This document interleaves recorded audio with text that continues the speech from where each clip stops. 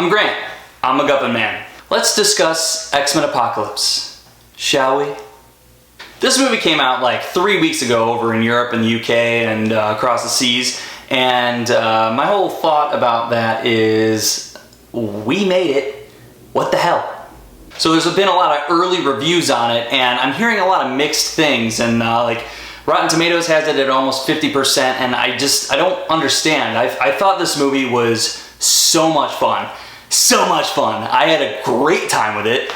There's a lot going on. It was a fun story. The characters were fun, and the movie itself was its own chapter. This is another X-Men movie created by Bryan Singer. He did the first X-Men, X2, Days of Future Past, and this movie continues his X-Men legacy. Over the last 15 years or so, I've discovered how Bryan Singer creates his X-Men movies, and it is not the comic books, but the way he does it shows a love for the comic books that doesn't make me mad at all. When it comes to his version of the X-Men, I expect to see cool powers, I expect to see certain characters just nail it, and it's awesome when he includes little things that just give a nod to the comic book fans. We like that. Let's discuss some characters here. You've got Professor X and Magneto.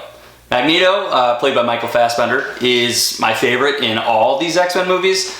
He is a fantastic actor, probably one of the best actors in Hollywood right now. And when it comes to the character of Magneto, he's made it his own, and he just fucking kills it every single time, and I love it to bits. Professor X, played by James McAvoy, returns as well. And his portrayal of Professor X in these last few movies has been perfect. And personally, I feel his character has matured the most in the last few movies, making him the most well-rounded character. We've also introduced some new characters in this movie, kinda. They're new to this timeline, but they're the same characters from another timeline. Paradoxes! So we're introduced to Cyclops and Jean Grey into this one. I thought they were fleshed out the most, and I'm excited to see their characters in the future and where their stories bring them.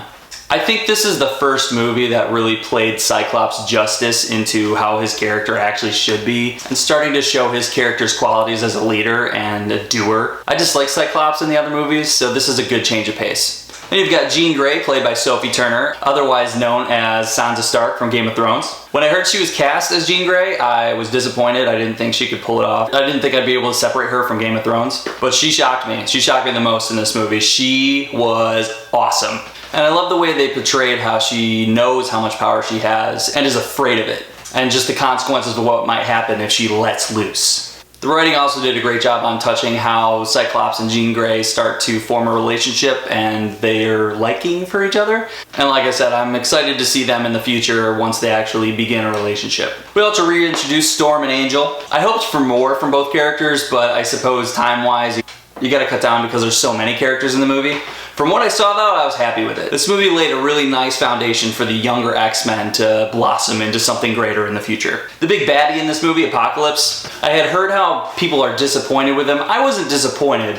I just feel like his powers are so big and on such a large scale that they weren't explained well enough. People that know Apocalypse from either the Age Apocalypse comic books or Rise of Apocalypse have a better idea of who this character is, and the movie didn't do a great job of fleshing him out enough. It just seemed like he could do what he wanted whenever he wanted, and they relied too heavily on a "he's a god" excuse. What I expect to see from Apocalypse is his best quality, and that's being able to manipulating mutants into doing his bidding. And I was really happy with that. They nailed it. Let's talk about Mystique.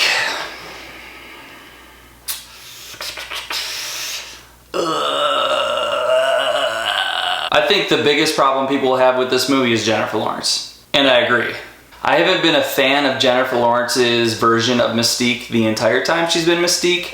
And that's because I'm such a huge fan of the Mystique in the comic books. To have her character grow from that in 3 separate movies, she's become this symbol of like hope now, and it's also in line with how popular Jennifer Lawrence has become, and I think that combination is not a great mix for Mystique. Mystique is supposed to be a selfish bitch, and she's supposed to be the best at it. And Jennifer Lawrence is too lovable of a person. I feel like through media and other movies, we've gotten to know Jennifer Lawrence too well, and she's a great actress, don't get me wrong, but as Mystique, I'm not buying it.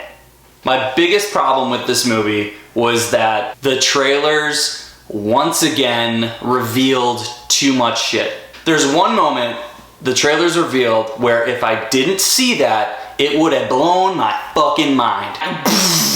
I don't know whose job it is to create trailers, but when you show the whole movie that pisses people off, stop it, god damn it. Overall, I really enjoyed it. It was a ton of fun, and it was like watching a comic book happen. It didn't seem like a story for a movie for me. It seemed like a legit comic book story. And I appreciate how self-contained it was. It was like its own chapter. The nice thing about Bryan Singer is that he's established in this universe now, and he has power with Fox.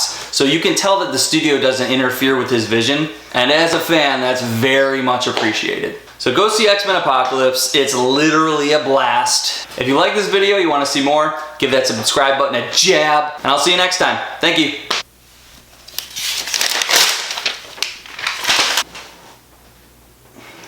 Ooh.